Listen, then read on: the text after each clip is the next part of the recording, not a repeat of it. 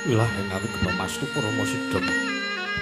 Aum awi gena mastu Parama Sidhem silat mringgang jagat karana sirang tandha kawisesaning bisana. Sono sinamung nanging kula wis kemangsel stantun lampahing Buddha cinandra tutur. Katulat-tulat ing abding parabdya. Wini suda trengkang dinama-dama pinarti tameng lalata mangya tekap wasananing gupita. Pangonggen pralambang matumpa-tumpa. Marma panggung panggubung. Sang Murweng Kata Setep Jaruk dumadining wayang Purwa. Purwakaning kandha winarik runtuting basa duweng menawa surasa wili naras. Saya karaos pulajari angrasa wani muring diri.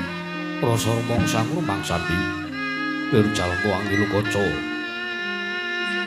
Jarweh wis nakuk can carita lebet wis kagelar jroning pageliran yaiku sejati namriksani pagelaran inggih Purwa. Surya Candra Ndarum Miwang Kartika wis kinurba putrate kawasa sahari ratri. Pangiduri bawana perwateking dok sina gilur kemanti.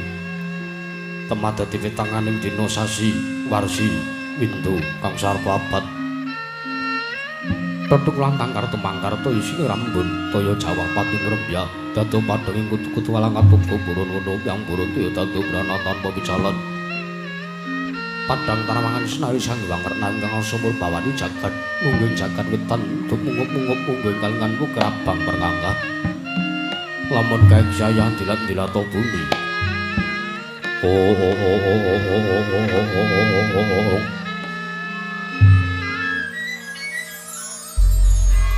Saya tangu sing murup Sanghyang Arka katos blangkanan kudu gampang ismu Cendara. Kabeh bawan sinari Sanghyang Basanta, tanem tukaton ijo royo-royo. Amangku gunung ingkang biru moyo-moyo, pucuk ing gunung kinemelan kendanu kasih ing para pancana. Lenggat lenggut kanthi kaya gunung Pakuta Mega. Kang petawis dangu soleng kawula tasih dene warsa angupaya buka karep Tegal Sawai. Anglo Suratana Pendhati sinambi sendunan sesindenan mikul karo lumuni anggiring raja kayane sawanana pirembagan Samarwangi.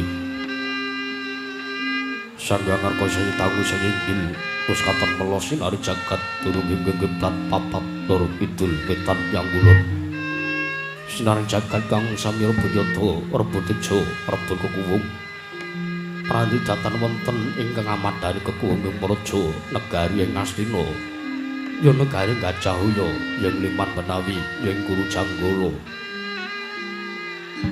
Apane yang pambukaning kandha saraturing mangke krana negari Astina dumadi saking pulo-pulo Banjaran. Sinasat pantaya Benawi nampi ombak samudra kinang langkut kang tanpa pakut pegating paninggal kapantuk uruting Cakrawala. Wane-wane jakreng pemisih sawane krembing jurang corong kinepung gua sirung. Kinarya sesing peksilawet yang sarang burung. Wonten ugi pasisir antar sasana jembar kebekaning pasir gumlari garis pinggir. Tanem tuwang rembuyung royo-royo karang gedri. Ora wiro-wiron kelapa bumi subur pasiten pawur sadengatu nandur tangkar tumangkar. Kamuryan dadi gunung-gunung bebanjengan dan rangsang langgut lenggak lenggok lampai toya mijil saking sendang bening tirtane iline kang pira-pira playune kang tinampi wadhuk binendung-bendung kinarya anggilene sawah yang pategalaning ora kesma mokal pangoleng tepane bebasan datanana bumi sacing kanggung selo. Sedaya tinanduran kang murakabi pandhe Bathara Islang gelar pasapindan Yaya Rukmi Sari kang pirangga pratiwi. Pategalan gopole jeng kang ngrembuyu godhongane ambiyek wae nganti kaya manglung wiwitane. Para kewendhem, para kesimpar, para kumandung sadotan kuciwa cinawi tukulan kemaweng sarasaning diri. Ingkang raja kaya tewen sansaya ngrembaka lamun sing anggelaring pangunan. Lamun wanci sarap saya sambil mulih marang kandangi dewi-dewi. Datanana carane kandhang aku nancing palang lebet tebih saking tindak Durjana Cuti. Samya sayek seka kabeh karo luring nusa bangsa tuwin negari ing Gajah Hoya. Wana gungin banging gunung kanggo ngrungsa lestari tumurun ora tumerah. Sabda dadi guru-guru kandungan langgung-langgung lamun dadi naliti sampun samya sampet ing sesanggeman septen tebi satu tindak sansaya sinansaya modana dane masinamatan daya dinayan. Oh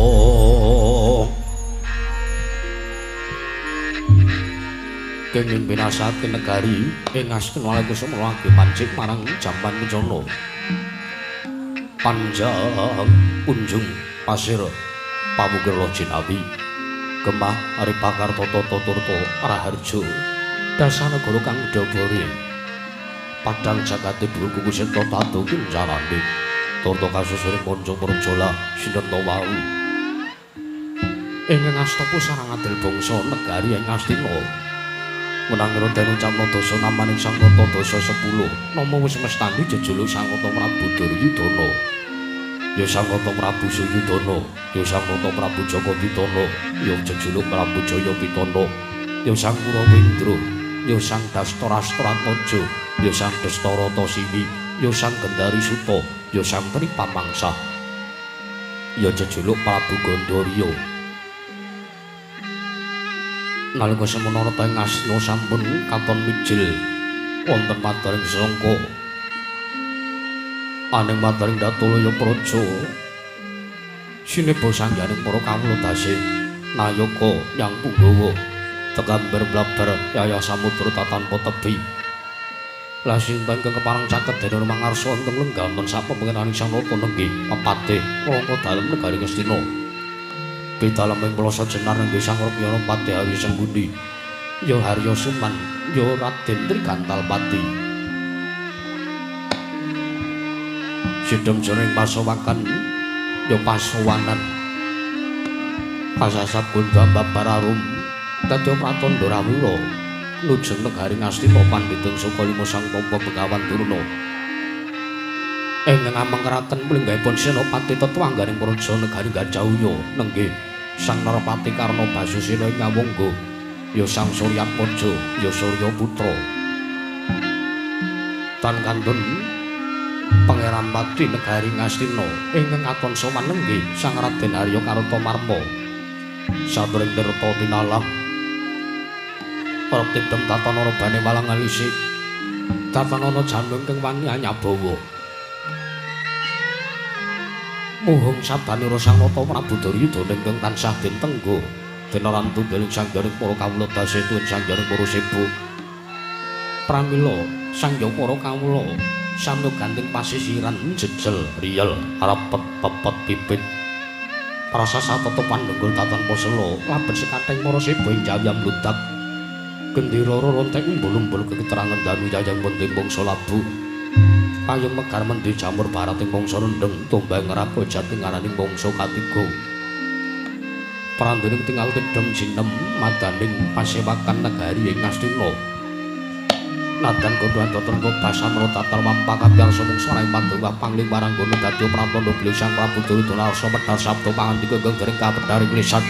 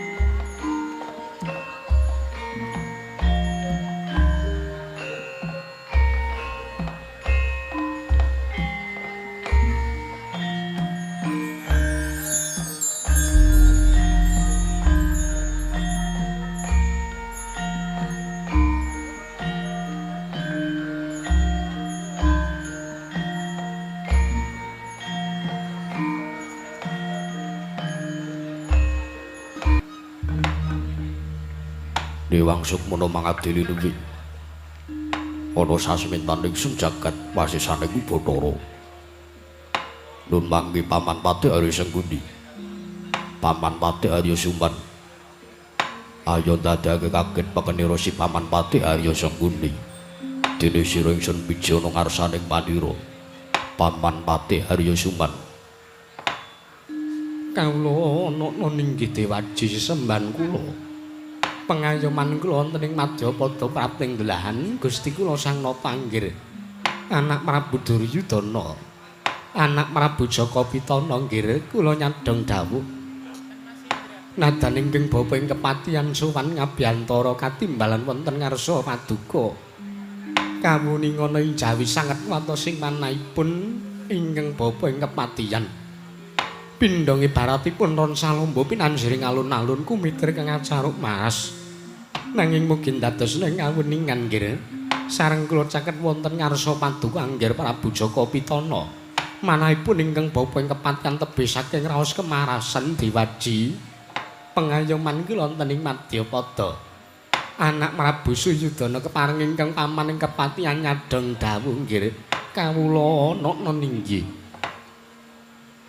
Paman Pati Arya Sanggundi dadosaken jebeg raos manah sing andika Paman Pati Arya Sanggundi kaskecak mangke ingsun tinimbalan jalaran sing andika ingkang dados batal wakil ingsun marata ndak suwun pranata tata kideng kaparajan negari Ngastina aturna marang ngarsaning ingsun samendang aja nganti kengkarempin Paman Pati Arya Sanggundi. Kawula ana ninggih menawi paduka ndangu bab tata rakiting kaparajan tartentu sadotan badhe anguci waninggir. Para kawula samya sayek saeka kapti kari luhuring nusa bangsa tuwin negari ing Gajahaya. Mandhapipun dumateng Sang Hyang Adi perjurit tuwin Marasata Kurawa. Ingkang boten kendhat anggenya tansah gegladhen ulah kridaning kaperang. Pramila sawanci-wanci praja paduka katemping marang muka tartentu boten badhe anggepok kunca paduka Gusti kula Sang Nata. Ingkang paman ing kepatihan remuk kasawurna putung sumangga kabandhemna nggih Dewaji sesembahan kula. Kawula ana ninggih. Paman Pati Arya Sanggundi gawe bumbung araos sing manah ingsun. Teka jangkep kang dadi aturira Paman Pati Arya Sanggundi. Ora liwat pakaran ingkang utama tindak nur selawase urip Paman Pati. Inggih. Namung kepareng dereng lan sasampunipun ingkang bapa ing kepatihan ngaturaken sembah sungkem pangabekti kula kunjuk nggih. Paman Pati Arya Sanggundi kula tampi dawah sami-sami. Sinaosa sing andika mriku pinesepku kula nanging jalane kang dados nalindra teng praja negari Ngastina mriku ingkang putra. Jeng andika jejeripun pati pramila sembahipun manat Paman Pati Arya Sanggundi kula tampi kendelo sami-sami. Mboten langkung kaskecana lenggah jeng andika Paman Pati Arya Sanggundi wonten praja negari Gajahaya. Kawula ana ninggih. Sampun boten kirang prayogi pisawanipun ingkang paman ing kepatihan nggih anak Prabu. Kawula ana. Mewah bapa Durna. Bapa penembaning saka lima kula nuwun mangke. Sasampunipun kula pijirawipun minggal wonten ing datule praja negari Ngastina. Bapa penemban Durna. Ingkang rayi utawi ingkang putrapun Jaka Pitana. Ngaturaken pambagya raharja mukya kunjuk wonten ngarsa paduka bapa penemban Durna saka lima. Bapa penemban Kumbayana. Lole astaka sumala sila bertapa sumaranti hawela. Gamana kula kaprik gantil buntuting selikur. Kawula ana nggih anak Prabu. Kepareng paduka anak Prabu Jaka Pitana miji dumateng pisanipun ingkang bapa. Ing saka lima inggih ingkang bapa pun Kumbayana. Nggih. Damel kaget raos manahipun ingkang bapa ing saka lima teka dinten sakmenika paduka anak Prabu Jaka Pitana nimbali suwanipun ingkang bapa mongko beneng larat ingkang sampun dinten sakmenika sanes dinten ing pasewaken teka paduka anak Prabu Jaka Pitana nglempaken sangjaning para seba nayaka nyang Punggawa datan kantun ingkang bapa ing saka lima ugi katut wonten madaning jejiban pasewaken dinten sakmenika. Nggih, bapa Durna iki oh, mboten langkung kambyaka raja sampun ingkang bapa tampi nggih. Slamet wilujeng. Pisuwanipun ingkang bapa ing saka lima tan manggalangan setunggal punapa. Tinebena saking Rubeda Durga Mendhak Kala Sirna. Mboten langkung kepareng ingkang bapa ngaturaken salam taklim kula mugi katur wonten ngarsa paduka anak Prabu Jaka Pitana, anak Prabu Duryudana. Bapa tunu kula tampi. Damel bombong raos sing panahipun ingkang putra pun Jaka Pitana. Mboten langkung kaprayogan lenggah paduka bebeban during saka 5. Kula naknan. Sampun mboten kirang prayogi pisanipun ingkang bapa. Ing saka 5 dinten sak mangke wonten Praja Negari Ngastina ngger anak Prabu Jaka Pitana. Miwak Kakang Adipati Karna ing Ngawangga. Kakang Prabu Surya Putra. Kakang Prabu Suryatmaja. Sarawuh paduka rawuh wonten Praja Negari Ngastina ingkang rayipun Jaka Pitana. Ngaturaken pudya pangasta mugi kunjuka. Kakang Prabu Karna. Ya jagat pangestu Krawayapura jagat Patindrajala Dewaku nun mangke yayi. Sakalangkung paduka nimbali piswanipun ingkang Raka. Ing Ngawangga inggih ingkang Raka pun merpati karna Basusena. Sakalangkung damel bombong manehipun ingkang Raka ing Ngawangga. Karna paduka yayi Prabu Jaka Pitana ingkang ngaturaken pudya pangesta wonten ngarsanipun ingkang Raka ing Ngawangga. Yayi mboten langkung kula ngaturaken asung pasegan manakraminipun ingkang Raka ing Ngawangga pun Suryatmaja kula aturi nampi yayi. Kakang Prabu Karna kula nuniki. Sampun kula tampi akarya cancang kujeng weni dumawing wijang rekating pradaya. Dadosaken cahya nercahya daging rakayuwanen. Mboten langkung kaprayogan lenggah paduka Kakang Prabu Karna Basusena Ngawangga. Kawula nokna inggih. Sampun mboten kirang prayogi biswanipun ingkang Raka ing Ngawangga. Yayi Prabu Jaka Pitana. Apa dene Dimas Kartomarma kadangipun Kakang ing Tirta Tinalang padha kanthi raja sapraptane Dimas Kartomarma ana ing Praja Negara Ngastina. Dimas Kartomarma nun iki diwaji semban kula pengayoman kula ing paduka prating dolahan kepareng paduka Gusti kula Sang Nata Kanjeng Koko Prabu Duryudana amiji dumateng wiswanipun ingkang raying Tirta Tinalang pun Kartomarma. Koko Prabu saestu tebih saking Rubida sowanipun ingkang arahipun Kartomarma wilujeng anggen kula ngadhep wonten ngarsa paduka Kanjeng Koko Prabu Jaka Pitana. Nanging dereng lansak sampunipun kepareng kula ngaturaken sembah sungkem pangabekti kula kunjuk sandhap padha paduka Kanjeng Koko Prabu diwaji semban kula Sang Nata Sinuwun Prabu Duryudana ing Ngastina.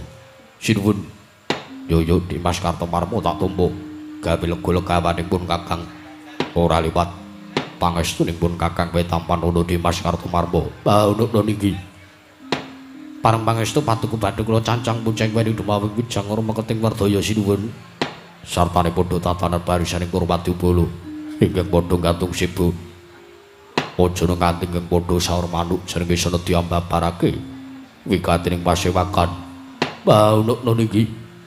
Menawa ingkang sampun dados dawuh paduka tartentu kula badhe mangestu padha dawuh paduka sinuwun. Baunuk niki. Bawa Durna. Kula wonten dawuh. Kakang Prabu, kula wonten pangandika dawuh paduka yayi. Paman Padihari sing pundi? Inggih kawula wonten dawuh nggih. Mesthi mawon tampal kejot raos sing manahipun sagya para pinisepuh.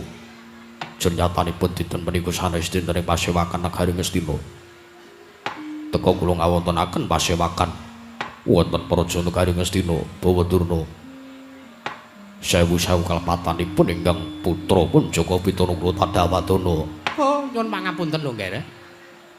Kula piyambak saestu ugi kaget kejot rasit manahipun ingkang Bapak ing Saka Lima criyatanipun menawi kula tonton jadwalipun ingkang paman ing Saka Lima menika dinten menika sanes dinten ing pasewakan Negari Ngastina ning sak menika pasewakan Negari Ndarawati.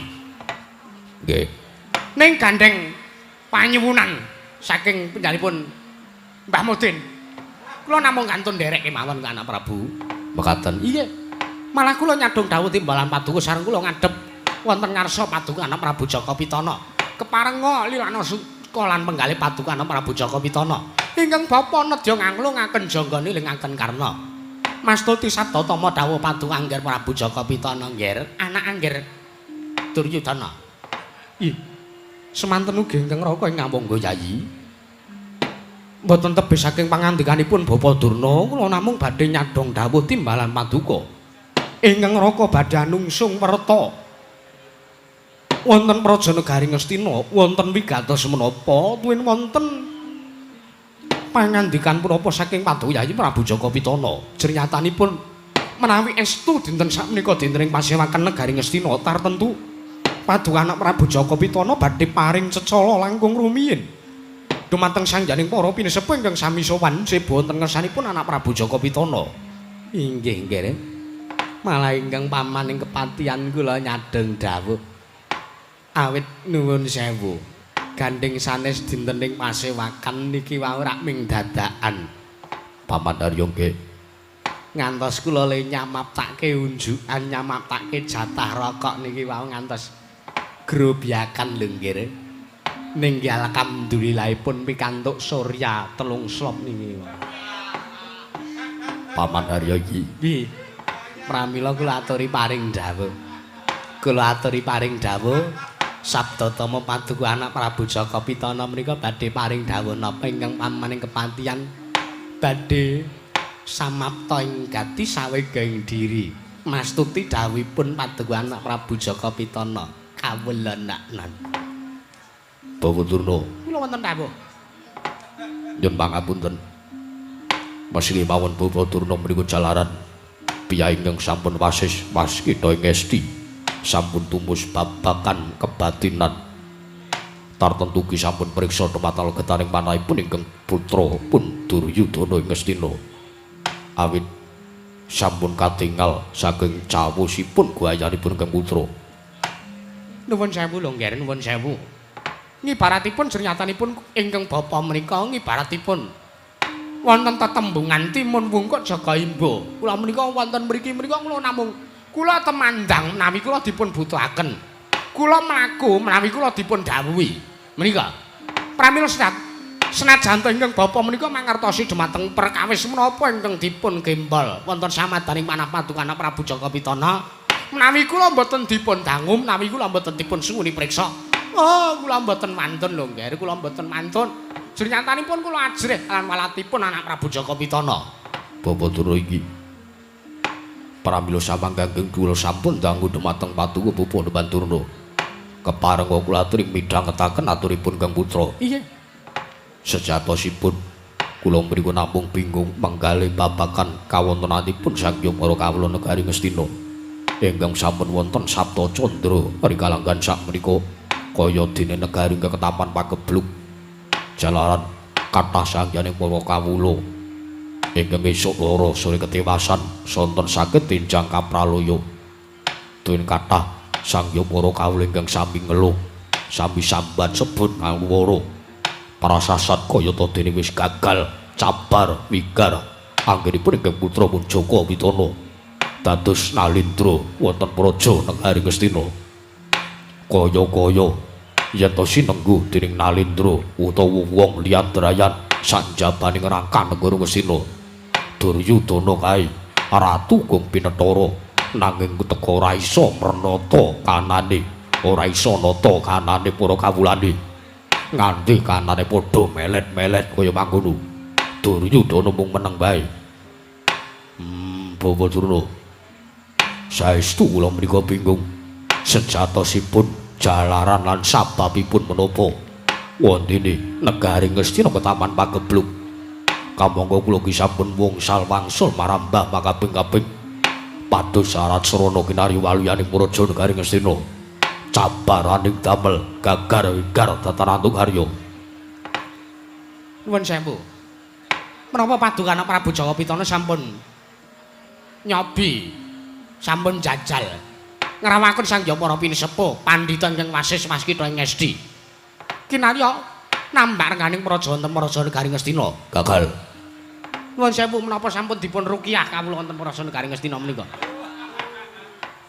Kakang Durna pripun Depate sampean iki kok ya aneh-aneh wis cetha kawula Ngastina kuwi senengane royal kok diruqyah apa ora malah mung didoni sik ngruqyah lha nggih jeneng usaha srana menika nggih kedahipun mekaten Bawa Durna kula wonten dawuh dereng tutuk anggen kula matur.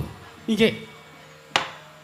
Nanging senajan temekaten kawontenanipun para kawula sampun wonten sekedhik sumeplong raosing manahipun ingkang putra pun Jaka Pitana jalaran rikala minggah ingkang putra minggah wonten ing sanggar pamujan wonten ing sanggar pelanggatan negari Ngastina sinambi manekung puja-puji wonten ngarsaning Gusti kang murbeng dumadi wonten sasmita saking para Jawata ingkang sampun kula tampi wangsiting dewa samya ngendikaken bilih negari Ngastina saged waluya nirmala temajati menawi dipun tenggani inggih menika sepisan Panakawan ingkang kadempel inggih abdi kinasipun para kadang kula Pandhawa inggih menika pun Kakang Semar Badranaya lajeng ingkang angka kalih negari Ngastina saged waluya nirmala temajati saged uwal saking bebendu menawi dinenggan boten ketang tigang kedheping paninggal pusaka negari Mandura pusakanipun Kanjeng Koko Prabu Baladewa inggih menika ingkang winastan pun Kyai Nenggala pramila bab perkawis menika kula pasrahaken dhumateng Paduka Bapak Bandurna samangke kados pundi anggenipun badhe ngupati syarat-syarat ingkang sampun dipun wangsitaken dening para Jawata lumantar pasumenanipun ingkang putra pun Jaka Pitana Bapak Dewan nun mangke anak Prabu kaget sotaning manahipun ingkang bapa ing saka lima sareng kula midhanget pangandikan Padukana Prabu Jaka Pitana ingkang kados mekaten. Oh, wondene katingal kok nggih ketingal. Saking ngendikanipun Padukana Prabu Jaka Pitana menika ketok. Bilih Paduka Angger Prabu Ngastina menika nalindra ingkang estu tanggeng tenggani dening panakawanipun para Pandhawa. Inggih menika panakawan ingkang kademel inggih menika Kakang Semar Badranaya. Oh, kula kok mboten sarujuk, kula kok kirang srek manah kula. Kirang sarujuk tuwin mboten srek manahipun Bapak Bandura Kadiparan. Nuwun sewu lho, nggih, nuwun sewu. Kurawa menika sampun marambah makaping-kaping pendak-pendak ngawontenaken pasewaken ingkang dipun rembug menika namung babagan patinipun para Pandhawa. Pendak-pendak negari Ngastina wonten pendhita anyar ingkang suwita dhateng ngersa Paduka anak Prabu Jaka Pitana. Mbah menika begawan Wisnungkara. Mbah menika begawan Dewa Buddha, mbah menika begawan Dewantaka, mbah Kresna Pandaya, mbah begawan Surata menika. Kakang Durna kok ngawur kan. Menika mesti badhe murungaken perang ageng Bratayuda. Menika marambah makaping-kaping sampun wong salwangsul wonten Praja Negari Ngastina kepengin mateni Pandhawa. Cobi, Padukana Prabu Jaka Pitana emut apa mboten? Nggih. Kula kemutan nalika negari Ngastina nampi rawipun pendhita ing awu-awu langit inggih menika pun begawan Kresna Pandaya ingkang sagah mejahi dumateng inggih menika Kakang Semar Badranaya kaliyan nata ndrawatipun Koko Prabu Sri Bathara Kresna nalika semanten gagah wigar datanantu karya. Lah nggih. Ah, malah nalika semanten negari Ngastina nampi daya inggih menika pun anakipun Janaka kalian anakipun Werkudara ingkang namipun Wisanggeni kalian ingkang namipun Sulis menika. Pramila kula nuwun sewu. Nek Semar arep dikon lungguh ning negara Ngastina niku sami kemawon Paduka anak Prabu Jaka Pitana menika ngibaratipun kutuk marani sunduk. Kosik Kakang Durna. Pripun desune? Kalau sampeyan iso ngarani nek to anak Prabu Jaka Pitana kaya ta dene tetembungan kutuk marani sunduk. Lah nggih. Dasar sampeyan apa? Lan jalarane apa? Sebabe apa teko sampeyan ngendika sing kaya mangkono? Cobi ta. Anak Prabu Jaka Pitana menika mungsuhipun anak Prabu Puntadewa kaliyan para kadang Pandhawa. Pandhawa menika dados mungsuhipun Marasata Kurawa. Tumrap Marasata Kurawa menika lho Dipati. Pandhawa kuwi kliliping Parasata Kurawa klilipe anak Prabu Jaka Pitana. Jernyatane pendak-pendak nganake pasewakan. Babakan kepengin gawe srana patine Pandhawa, mesti landhesaning pangandikane anak Prabu Jaka Pitana. Panjenengane ora jenjem, panjenengane ora tentrem. Tuwin panjenengane anak Prabu Jaka Pitana ora ayem lungguh ning Praja Negara Ngastina. Lamun ta Pandhawa isih urip. Ngono nggih. Terus angkut paute karo Semar apa?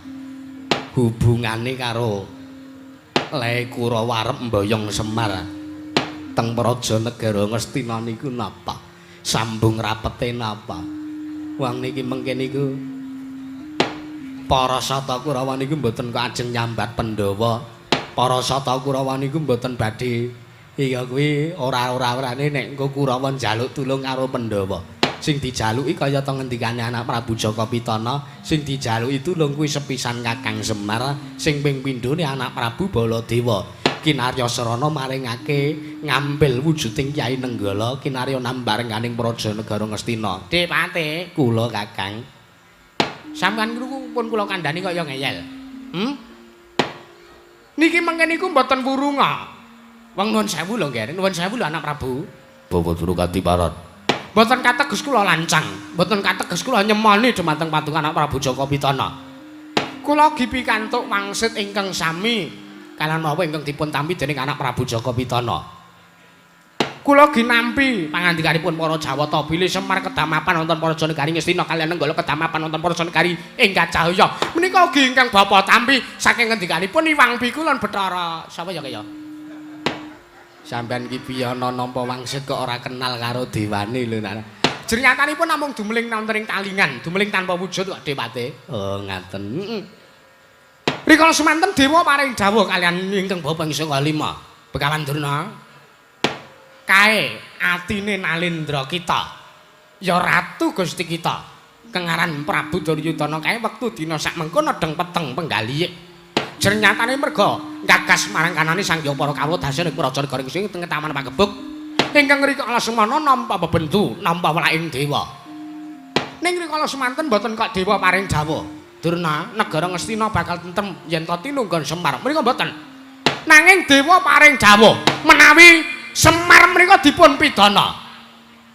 Dipun pidana kanthi patrap paukuman wonten Praja Negari Ngastina. Senes pidana urip, senes kok dipun penjara 15 tahun, 20 tahun, gedene 50 tahun, gedene seumur hidup menika mboten. Nanging Semar menika kedadipun pidana pati. Srana Semar dipun belek. Tumuli mestakanipun Semar menika dipun banyu keras. Tumuli dipun pajang wonten ing alun-alun negari Ngastina. Menika dawuhipun para dewa. Tur melih nuwun sewu, kirang anggen kula matur. Dewa ugi paring dawuh Durna. Yen to Semar mengko wis dibeleh, ndase Semar ya mestakane Semar wis dipajang ning alun-alun negara Ngastina. Ping pindhone daginge Semar supayane dimasak, sartane didom ngersane para kawula. Jernyatane mengkene, Semar kuwi akeh ingkang mestani, pusaka sing bisa kandha, jimat sing bisa ngucap. Semar kuwi menungsa ingkang katitisan dewa. Ayo. Arep ngendika apa sampeyan? Niki ngendikaning dewa lho Depate. Iya kok sasar susur kaya ngono. Nuwun sewu wong ming ngimpi kok. Jeneng ngimpi niku nek wis tangi ya bakal lali. Oh ngaten. Menawi Semar sampun dipun beleh, dagingipun mereka dipun masak, tumuli dipun maem, dipun dahar, dipun tedha dening sedaya kemawon. Kawula wonten Praja Negari Ngastina, utaminipun paduka anak Prabu Jaka Pitana. Lajeng ingkang angka kalih babagan anggen paduka anak Prabu Jaka Pitana badhe nyuwun ngambil wujuding Kyai Nenggala menika. Oh, samangke kula aturi masrahaken kemawon. Dumateng menika Begawan Durna madine Ngastina menika. Bawa Durna nggih. Kula sakmangke ingkang sakmangke sagah mboyong Kyai Nenggala kaboyong wonten Praja Negari Ngastina. Sik Kakang Durna engko sik. Pripun desune? Kula kok kayake ora sarujuk karo ngendikane sampeyan kok kayake kaya ora tenanan. Lho, kaya ndi? Sampeyan iso ngono iki iso mbuktekke dewa sapa, pukulun sapa kayangane ngendi kedahipun ngaten.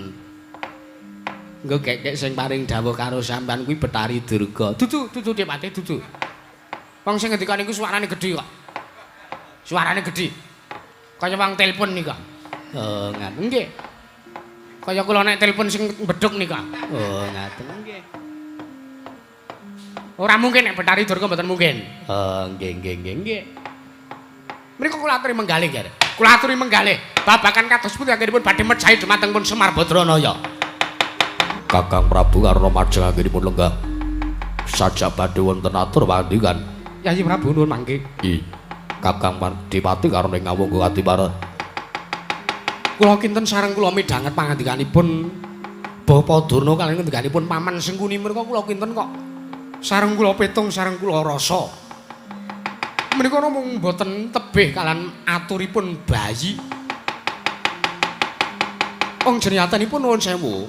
Srana wong golek katentreman mriku lho Yayi. Mriku mboten mitang, mbuh menika sedulur, mbuh menika wong liyandrayan. Teges Giri Lusi jalma tan kena kinira criyatanipun sampun cetha dawuhipun anak Paduka Yayi Prabu Jaka Pitana. Bilih nampi sasmita sangsanipun para Jawata. Bilih negari Ngesna saged tentrem malih nirmala temah jati jati temah mulya menawi tinunggon Kakang Semar Badranaya.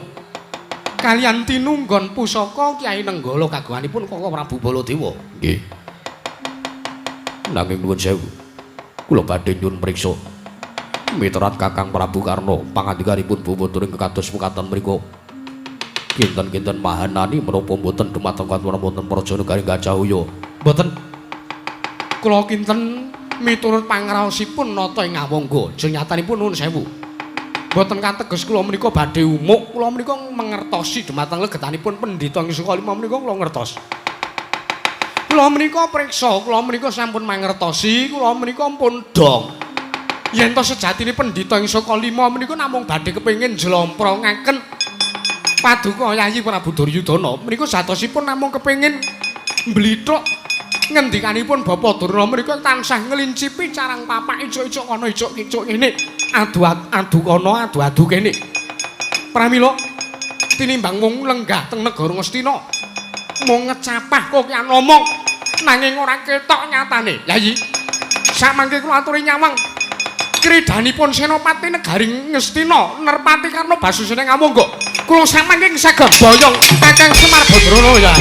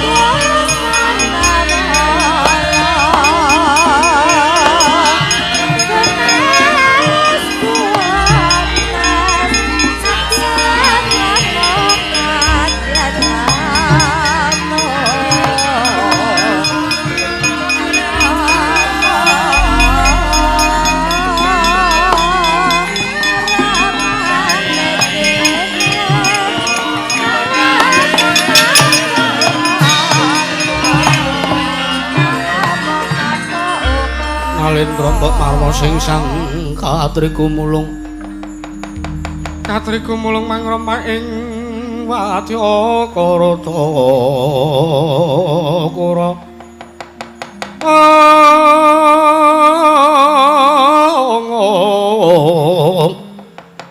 karta kura rek akire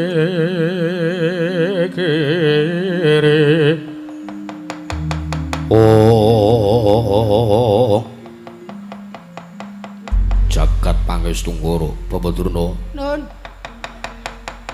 Kula sawang saking paningalipun netranipun Kakang Prabu Karna. Saja piyambakipun duka. Duka nggih Kajeng nggih. Wah, nuwun sewu. Nuwun sewu lho nggih anak Prabu. Bapak Durna kadiparan. Menawi Paduka ningali dumateng gelagat paningalipun anak Prabu Karna basusane Awangga menika. Kula kinten kok kaya le ora tenanan. Kula kinten kok kaya le ora tenanan le nyambut gawe. Le ngabdi wonten ngersa Paduka anak Prabu Jaka Pitana menika kaya-kaya ora lahir batin. Mboten lahir batos dasaripun menapa? Japita. Apa ana wong temandang gawe? Apa ana wong temandang karya karo muring-muring menika? Menika teges mboten lahir batin kalian Paduka anak Prabu Jaka Pitana. Mboten mandes dumugi batos anggenipun anak Prabu Karna menika matur wonten ngersanipun Paduka anak Prabu Jaka Pitana. Merga menawi dipun logika kanthi nalar pikir ingkang ganep. Tiyang ingkang lahir batin menika menawi temandang karya, menawi nyambut damel mesti dipun tindakaken dipun lampahi kanthi lereming pikir aringing napas. Bapa durung mekaten. Iya. Kaya kula nalika kula ngutus kalian pun Bratasena. Bratasena golekna upadinen wujute kayu gong susuing angin. Kayu gong susuing angin menika tembung. Menika sanepa, menika tembung sanepan. Senes kok selepan menika mboten. Menika sanepan. Kayu menika teges kajeng, kajeng menika teges karep. Nggih. Gong menika gedhe. Ning nggih enten gong sing cilik niku nggih enten. Gong niku gedhe. Susuing angin menika dalan mlebu metune angin. Silit. Senes. Sampeyan iki kaya neka-neka lho Dipate. Oh, iki pasewakan ora kok neka-neka ora. Wong dalan mlebu metu angin ngene sak ngertos kula nggih niku kok irung. oh alah. Sampeyan kok pikirane werna-werna lho kan. Nggih nggih nggih ngapunten wong. Wong sing ngrungokke niku mesti pikirane ngembyang-mbyang. Susuing angin menika dalan mlebu metune angin ambekan inggih menika pun grana utawi bolongan irung kiwa tengen menika. Nggih. Senes kok niku mboten. Kakang Durna Nggih. Teges menawi nggadahi karep ingkang gedhe menika kedah dipun dasari kanthi melenging cipta meneping pancandriya tuwin kedah dipun kanteni aringing napas. Mekaten. Nggih. Nanging nuwun sewu lho nggih. Nadantos semanten ingkang Bapa matur kados matur kesanipun anak Prabu Jaka Pitana. Kula aturi ngatosaken dados aturipun ingkang Bapa. Sampun ngantos paduka anak Prabu Jaka Pitana menika nggadahi pikajengan ingkang ageng dumateng menapa ingkang sampun dipun tindakaken dening anak Prabu Karna. Piyambakipun bilih saguh nggahayaken Kakang Semar Badranaya tumuju wonten Praja Negari Ngastina. Nanging semanten mekaten sampun ngantos paduka anak Prabu Jaka Pitana menika banget anggenipun jagake dumateng menapa ingkang sampun dipun tindakaken dening anak Prabu Karna. Tegesipun wasing rembak aturipun ingkang Bapa menika sampun ngantos paduka anak Prabu Jaka Pitana menika gumantung utawi sanget jagaaken dumateng kawontenipun menungsa. Jernyatanipun ayang-ayang paduka piyambak menika badhe nilar dumateng paduka anak Prabu Jaka Pitana nalikanipun paduka anak Prabu Jaka Pitana mapan wonten ing papan ingkang peteng ingkang boten wonten srengenge. Mekaten Bapak Durna. Nggih. Lajeng prayoganipun ingkang putra pun Jaka Pitana kadiparan anggen kula nyumurupi kawontenan Praja Negari Ngastina ingkang kados mekaten mriku. Oh, nuwun sewu. Kula aturi masrahaken sedaya menika wonten ngersanipun Gusti Kang Arya Loka. Jernyatanipun mobah sing kawontenanipun para titah abangi jering kawontenan Praja Negari Ngastina menika namung Gusti ingkang gadhahi wewenang. Namung Gusti ingkang saged maraba lan nyipta dumateng kawontenan Praja Negari Ngastina. Menawi menungsa menika sagedipun namung budidaya tuwin ngudi. Murih samangke saged tentrem kawontenan wonten Praja Negari Ngastina nggih. Mekaten Bapak Durna. Nggih.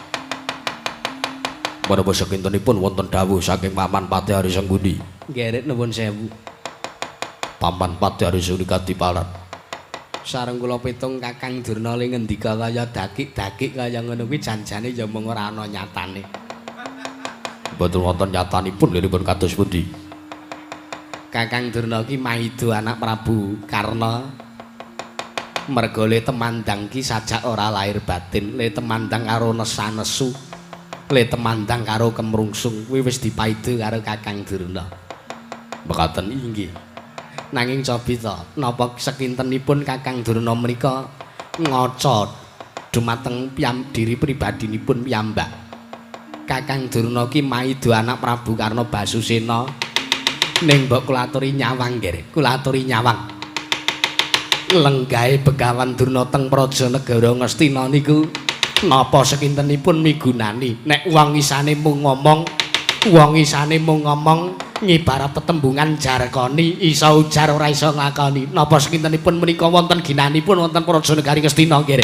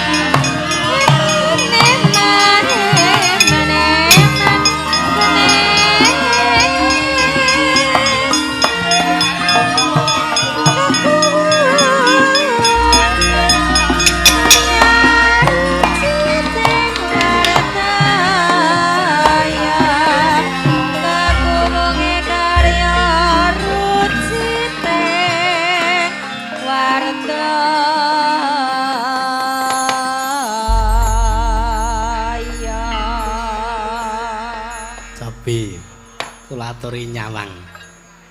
Kakang Durna mbasan kula sindir kaya ngaten niku terus klepat. Klepat mawon lim melayu pencilaan ngantos nembrung karo Tomarma. Piye le ra apa-apa to le? Mboten napa-napa man. Sabi, napa kaya ngaten niku? Wong tuwa ki nek le temandang ki nek ora ditendyang rumangsa kula Kak. Paman Arya Sengkuni nggih. Nggih.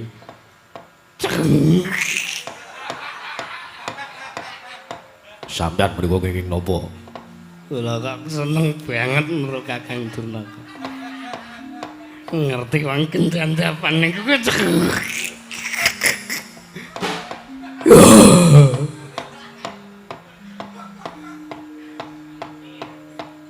remen ke remen. Nanging sampun kados ngaten. Arek sampean nggih kumujeng to? Nggih. Lha Kakang Durna le mlayu niku wae niku. Jare mlotrak niku. Sampun. Wah. Kula kinten boten badhe rampung. Rembugipun namung menawi namung dipun damel gumujeng nggih kepareng paduka anak Prabu Jaka Pitana katipalan Paman Arya wonten dawuh kula trimpi paraken pasewakan kaya-kaya wis purna jejiban pasewakan wonten madyaning negari Ngastina dinten sak menika kawula nun inggih kepareng kula nyuwun pamit madal pasilan ing atos-atos sampun kantos kados dinilari alit inggih. Kula sawang Kakang Prabu Karna Basisra ketatipun teliti den ketatipun rumaja tintahipun anggenipun badhe boyong dumateng pun Kakang Semar Badranaya mekaten anak Prabu iki pringaten kula badhe mbidalaken sangyaning para sata Kurawa Paman Pati Arya Sengkuni ingkang atos-atos sampun kados lari alit Paman Pati Arya Suman.